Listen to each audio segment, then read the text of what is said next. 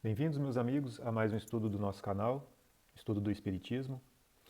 Hoje nós vamos falar sobre um tema que é muito interessante e que acho que toca a todos nós, porque é algo que nós vivenciamos e nós vamos falar sobre a quantidade de conteúdo que nós temos disponível na internet, do acesso que nós temos a diversos assuntos dentro da doutrina espírita, fora da doutrina espírita, mas onde também se torna um campo onde as pessoas podem dar as suas opiniões, elas podem ter a liberdade de se expressarem.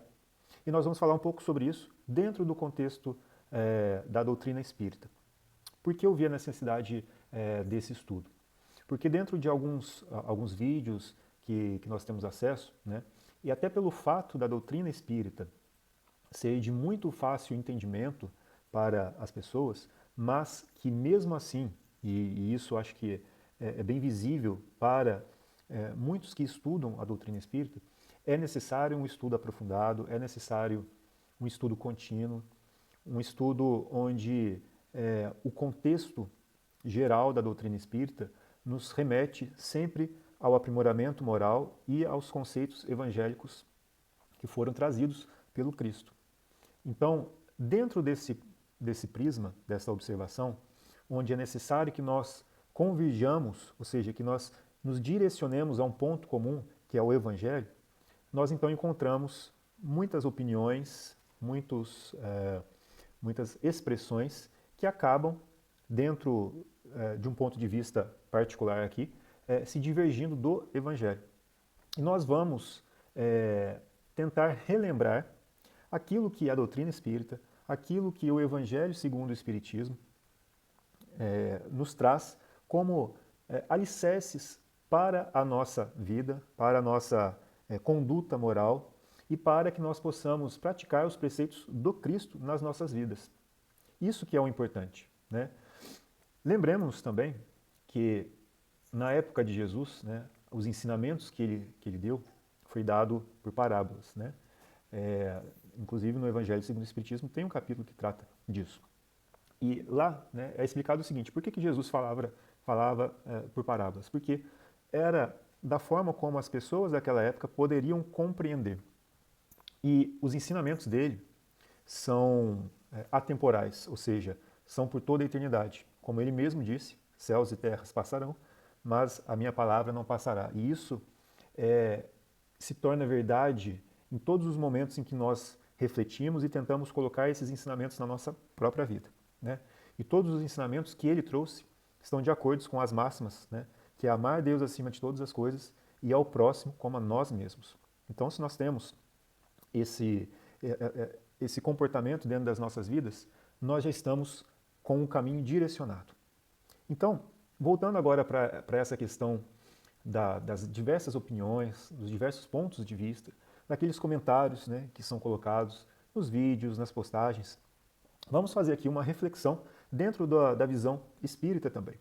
Para começar, eu trago aqui o capítulo 15, os itens 8 e 9, o capítulo 15 do Evangelho segundo o Espiritismo, onde fala o seguinte: fora da caridade não há salvação, né? Então, é um capítulo muito importante para que a gente sempre reflita no propósito desse aspecto religioso que a doutrina espírita nos traz, que que tem um ponto, né, de trazer ou religar o homem a Deus através da sua reforma íntima, do seu melhoramento moral, da sua conduta moral, que faz com que nós nos elevemos enquanto espírito e nos aproximemos de Deus. Então, o que fala esses itens 8 e 9? Eu vou ler aqui porque eles são muito importantes.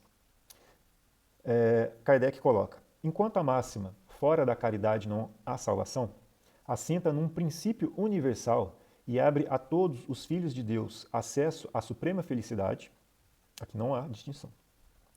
O dogma fora da igreja não há salvação se estriba não na fé fundamental em Deus e na imortalidade da alma, fé comum a todas as religiões, porém, numa fé especial em dogmas particulares, é exclusivo e absoluto.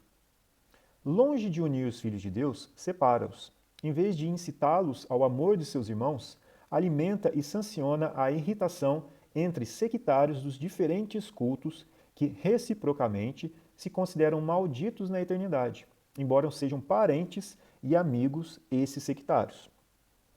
Desprezando a grande lei de igualdade perante o túmulo, ele os afasta uns dos outros, até no campo do repouso. A máxima fora da caridade não há salvação consagra o princípio da igualdade perante Deus e da liberdade de consciência. Tendo-a por norma, todos os homens são irmãos, e qualquer que seja a maneira por que adorem o Criador, eles se estendem as mãos e oram uns pelos outros. Com o dogma, fora da igreja não há salvação, anatematizam-se e se perseguem reciprocamente, vivem como inimigos. O pai não pede pelo filho, nem o filho pelo pai, nem o amigo pelo amigo, desde que mutuamente se consideram condenados sem remissão. É, pois, um dogma essencialmente contrário aos ensinamentos do Cristo e à lei evangélica. Olha que interessante, porque aqui Kardec coloca, né, uma lei universal que abrange a todos nós, sem distinção de raças, sem distinção de credo, sem distinção de religiões ou práticas religiosas, onde todos têm a liberdade e igualdade perante a Deus de se manifestarem e de encontrarem a forma mais adequada a si para se religar a Deus. Como? Através da caridade. Em outras palavras, através do amor ao próximo, né? Ou seja, exatamente aquilo que Jesus nos ensinou, que é amar Deus acima de todas as coisas. Ele fala, né? E a segunda é semelhante à primeira, que é amar o próximo como a si mesmo. Então, nisso, né, nós encontramos nessa fora da caridade, não há salvação, nesse lema, uma fonte sólida, onde todos nós, de todas as crenças, de todos os credos, podemos nos assentar com segurança, porque existe sempre o respeito mútuo, tanto a um quanto a outro. Isso que é a caridade entendida nesse contexto que Kardec nos esclarece, né? E que está, conforme ele mesmo disse, totalmente de acordo com os ensinamentos evangélicos. Não é isso? Vamos continuar aqui no item número 9. Fora da verdade não há salvação equivaleria ao fora da igreja não há salvação, e seria igualmente exclusivo, porquanto nenhuma seita existe que não pretenda ter o privilégio da verdade. Que homem se pode vangloriar de a possuir integral, quando o âmbito dos conhecimentos incessantemente se alarga e todos os dias se retificam as ideias? A verdade absoluta é patrimônio unicamente de espíritos de categoria mais elevada e a humanidade terrena não poderia pretender possuí-la, porque não lhe é dado saber tudo. Aqui, se houver interesse, né, lá na primeira parte do Livro dos Espíritos, onde fala de Deus, da criação, tem a explicação exata sobre tudo isso aqui que falou. Continuando, ela somente pode aspirar a uma verdade relativa e proporcionada ao seu adiantamento. Então, a humanidade só pode aspirar a uma verdade relativa e proporcionada ao seu adiantamento. Isso está de acordo com a própria apresentação de Jesus perante aqueles que ele os ensinava, né? Jesus falava por parábolas, ou seja, de acordo com o nível de compreensão daqueles que estavam diante dele, aprendendo com ele. Aqui, o que é dito para nós é que os conhecimentos que também nos são revelados hoje, ou que nós temos capacidade de compreender, eles também estão de acordo com a nossa capacidade, né? Dentro da doutrina espírita ainda, é necessário que a gente lembre que existe uma evolução contínua e onde nós evoluímos, somos criados simples e ignorantes e evoluímos enquanto espíritos, somos espíritos imortais, né? Então, o nosso processo de melhoração, se é que essa palavra existe, ou de melhoramento, ele é contínuo e ele tende à infinidade, né? Ou seja, nós vamos cada vez mais nos melhorarmos. Perdão. Então aqui ele continua. Se Deus houvera feito da posse da verdade absoluta condição expressa da felicidade futura, teria proferido uma sentença de proscrição geral, ao passo que a caridade, mesmo na sua mais ampla acepção, podem todos praticá-la.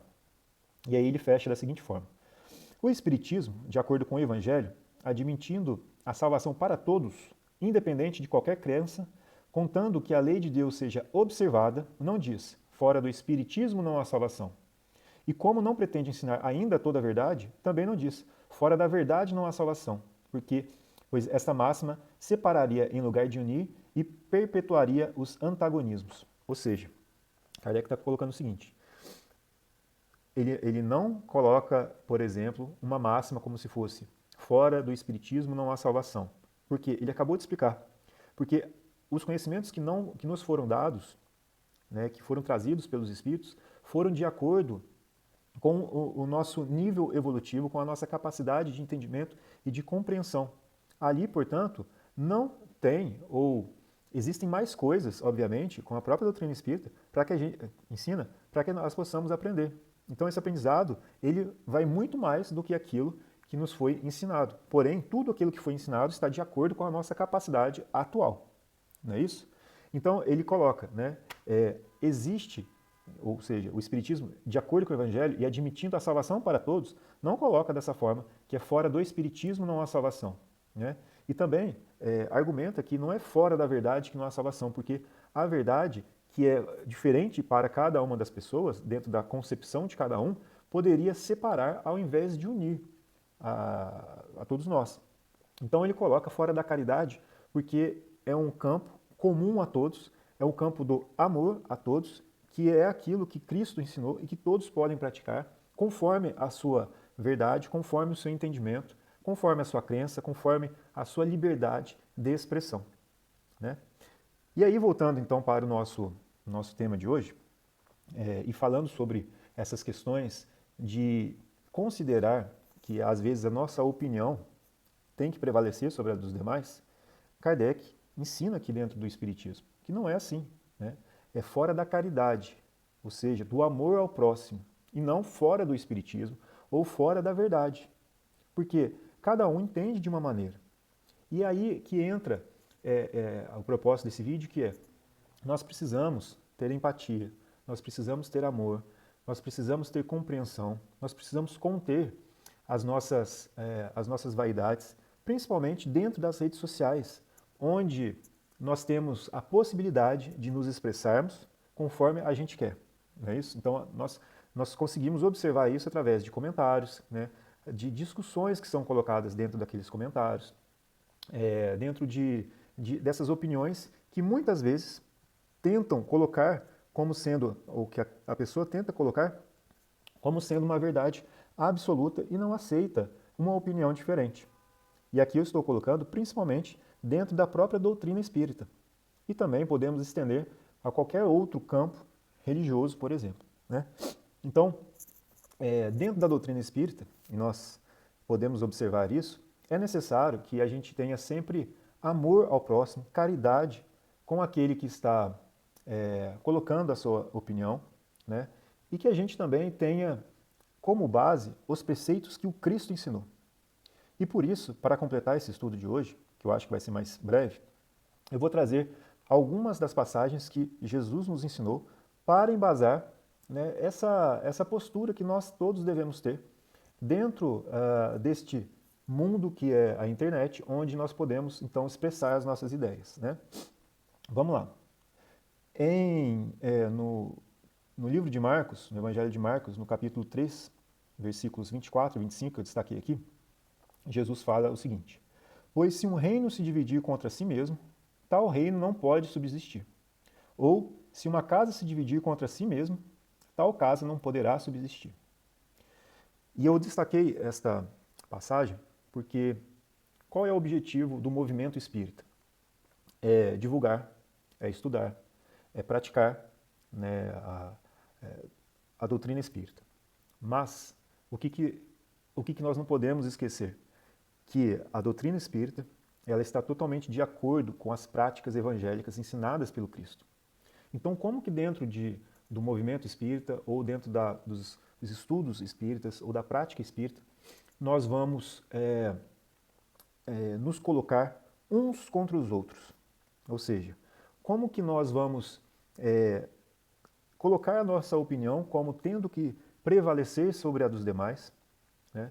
Onde nós deixamos de lado a caridade, o amor para com o próximo, para que outras questões, como o nosso orgulho e a nossa vaidade, prevaleçam.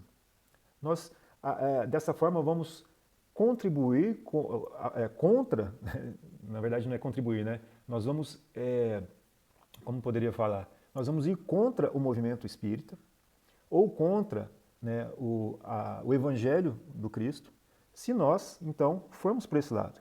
E, na verdade, nós temos que ajudar o movimento espírita, nós temos que ajudar a prática do Evangelho, nós temos que respeitar todas as outras crenças, todas as outras religiões, todos os pontos de vista que são diferentes, né? E entender que as nossas compreensões, as nossas verdades, elas ainda são muito limitadas. Então, qual a verdade que nós temos que nos basear?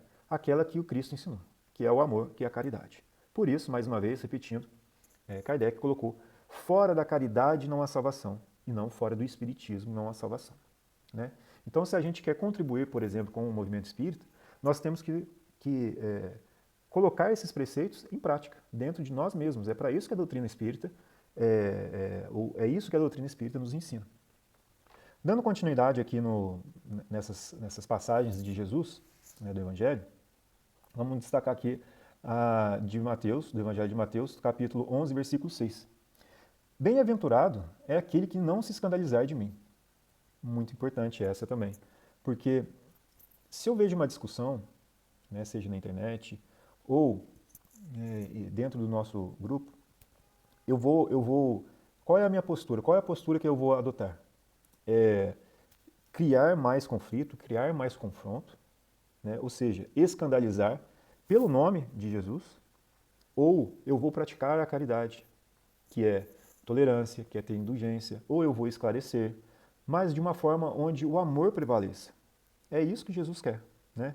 É que a gente não escandalize em nome dele, ou seja, que nós não criemos esse não amor perante o outro, ou que a gente crie essas discussões acaloradas que não levam a nada, né?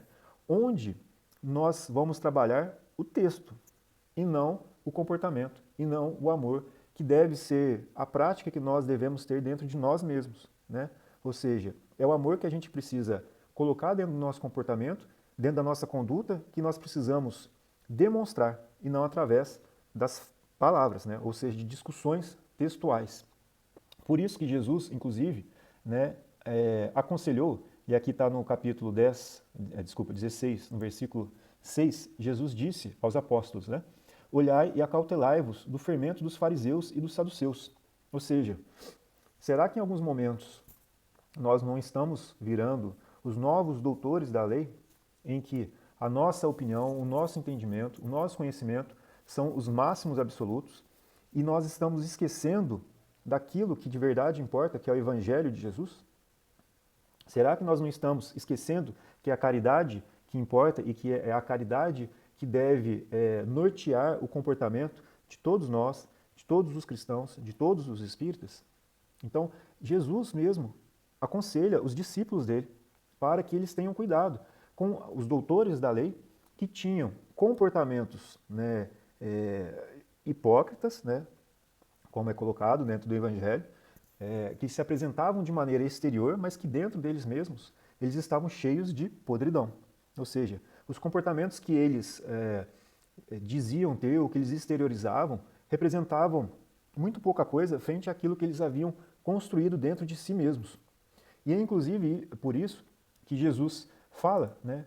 Aqui eu coloco no capítulo 5 de Mateus, no versículo 3, eu destaco, né? Bem-aventurados os pobres de espírito, pois que deles é o reino dos céus. Ou seja, dos humildes, né? Daqueles que não estão interessados nas discussões textuais ou nas discussões se escreveu com A ou B a mesma palavra. O fundo é importante.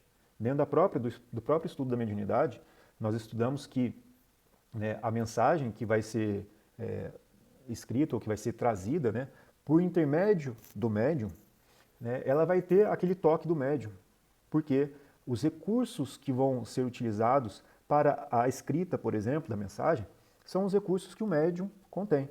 Mas o fundo da mensagem, o que a mensagem tem, né, como origem, que é a do espírito comunicante, essa sim, se o fundo da mensagem é mantido, é isso que importa. Da mesma forma, quando a gente tem os nossos textos espíritas ou os nossos estudos, o que importa, de fato, é o fundo da mensagem. E é isso que nós devemos colocar dentro do nosso comportamento, dentro do nosso coração, para que a gente não se torne os novos doutores da lei, né? E para terminar esse estudo, eu vou colocar aqui uma parte do Evangelho segundo o Espiritismo, onde é trazido, né, mais uma vez, a questão dos bem-aventurados, os pobres de espírito, e o que nós devemos entender como sendo pobres de espírito. Está no item número 9. Dizendo que o reino dos céus é dos simples, quis Jesus significar que a ninguém é concedida a entrada nesse reino sem a simplicidade de coração e humildade de espírito, que o ignorante possuidor dessas qualidades será preferido ao sábio que mais crê em si do que em Deus. Em todas as circunstâncias, Jesus põe a humildade na categoria das virtudes que aproximam de Deus e o orgulho entre os vícios que dele afastam a criatura. E isso por uma razão muito natural. Há de ser a humildade um ato de submissão a Deus, ao passo que o orgulho é a revolta contra ele. Mais vale, pois, que o homem, para a felicidade do seu futuro, seja pobre em espírito, conforme o entende o mundo, e rico em qualidades morais. Então, eu acho que essa parte, essa explicação, ela é muito clara para nós, traz o verdadeiro significado do que é ser pobre de espírito, né? Que essa humildade possa ser colocada também em prática dentro das nossas discussões, dentro dos nossos estudos, dentro do nosso compartilhamento daquilo que nós estudamos, seja na doutrina espírita, seja em outros estudos, seja no nosso dia a dia, no nosso ciclo familiar, no nosso ciclo de trabalho. É um exercício que todos nós temos que fazer e ninguém aqui, estando na Terra, ainda pode se dizer como sendo puro, porque dentro do nosso planeta de provas e expiações, todos nós aqui que ainda precisamos encarnar e que ainda temos um nível evolutivo muito baixo, né, na escala evolutiva, na escala espírita, né, relativamente muito baixo, nós ainda temos que trabalhar muito, né? Se nós olharmos para nós mesmos, nós vamos ver que humildade é uma qualidade moral que nós precisamos ainda praticar muito para que a gente possa ter a autoridade moral de dizer que a gente já tem ela. Precisamos praticar muito, muito, muito, né? Por fim, destaco aqui o versículo 28 do capítulo 14 de Lucas, né?